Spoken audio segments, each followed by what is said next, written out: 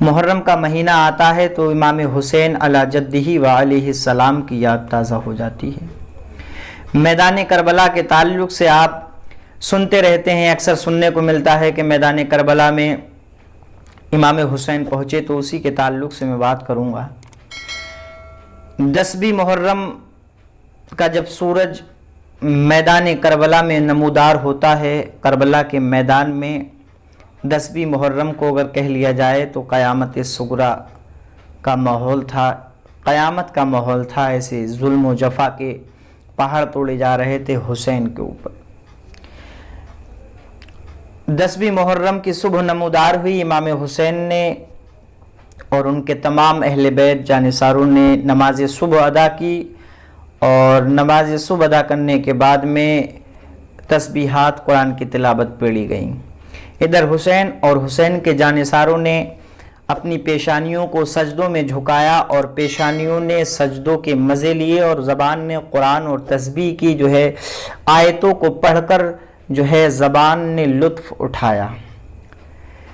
10 محرم قیامت صغریٰ کربلا کے میدان میں ہوئی کہ امام علی جدہ و علیہ السلام اور آپ کے تمام جانثار 3 دن سے بھوک اور پیاس کی شدت کو برداشت کرتے ہوئے میدان کربلا کے اندر موجود ہیں۔ امام حسین رضی اللہ تعالی عنہ اور آپ کے تمام اہل بیت اور جانثار ساتھی 3 دن سے ان کی حلوق کے اندر، ان کے پیٹ کے اندر ایک بھی لقمہ نہ گیا، ان کی حلوق کے اندر ایک بھی لقمہ پار کر کے ان کے پیٹ تک نہ گیا۔ امام حسین اور ان کے تمام ساتھیوں کے حلق کو تر کرنے کے لیے پانی کا ایک قطرہ میسر نہ تھا، اور اسی حسین اور حسین کے تمام اہل بیت کے سامنے ان 3 دن کے بھوک اور پیاس کی شدت برداشت کرنے والوں، مظلوم کے سامنے یزیدی لشکر 22,000 کا ایک ایسا آتا ہے جو تگڑا تندرست بھی ہے اور لشکر جرار کی شکل میں امام حسین کے سامنے آتا ہے۔ اب امام حسین علی جدہ علیہ السلام اپنے ساتھیوں کو صبر و تسکین کی تسلی دیتے ہیں، اور میدان کارزار میں جب باہر تشریف لاتے ہیں اور تشریف لانے کے بعد میرا امام ایک تقریر فرماتا ہے۔ میرا امام ان ظلم کرنے والوں پر اور ظلم کی تلواریں لے کر اپنے ہاتھ میں کھڑے ہونے والوں پر میرا امام اپنی گفتگو فرماتا ہے، ان کے کانوں تک اپنی مبارک آواز پہنچانے کی کوشش کرتا ہے۔ امام حسین علی جدہ و علیہ السلام تقریر فرماتے ہیں، اور تقریر فرماتے ہیں کہ اے لوگو، کیا تم مجھے نہیں جانتے؟ کیا تمہیں معلوم نہیں میں کون ہوں؟ میرا نسب کیا ہے تم نہیں جانتے؟ کیا مجھے پہچانتے نہیں ہو؟ کیا مجھے جانتے نہیں ہو میں کون ہوں؟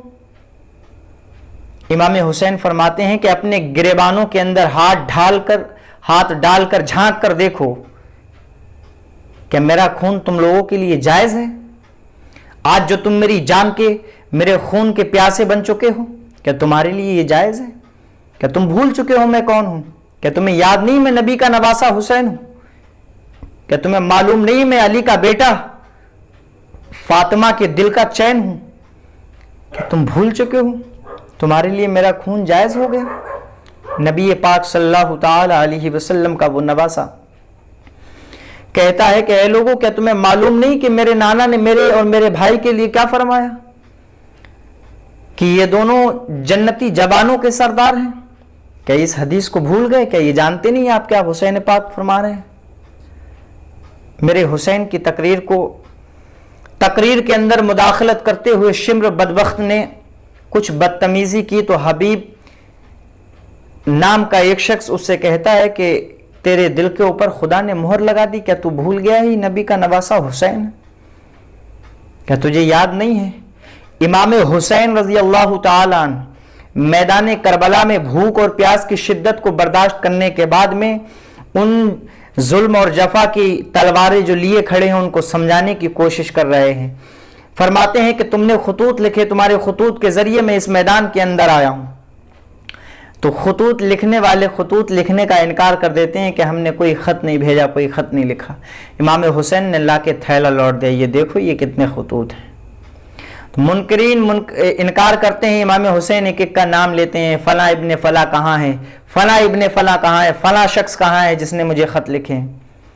آج تم نے میدان میں بلا کر مجھے جو ہے گھیر رکھا ہے۔ امام حسین رضی اللہ تعالیٰ عنہ ان لوگوں کو فرما رہے ہیں، امام حسین رضی اللہ تعالیٰ عنہ کا یہ مجاہدانہ بیان سننے کے بعد بھی ان کے دلوں پر کچھ اثر نہ ہوا، لیکن میرا امام گھبرایا نہیں تھا، میرا امام پریشان نہیں تھا، میرا امام ڈرا نہیں تھا، میرا امام یہ نہیں سوچ رہا تھا، اس وجہ سے نہیں یہ تقریر ہو رہی تھی کہ امام حسین کو اپنی جان کی فکر ہے۔ امام حسین کو جان کی فکر نہیں تھی، بلکہ یہ تو میرے امام حسین رضی اللہ تعالی عنہ نے اپنی تقریر، اپنی بات کہی تاکہ جو لوگ سمجھیں اور اس کام سے باز آ جائیں اور اس گناہ سے بچ جائیں۔ امام حسین کربلا کے میدان میں ہیں، لیکن کسی نے ماننے کے لیے انکار نہ کیا، کسی نے آپ کی بات کو تسلیم نہ کیا۔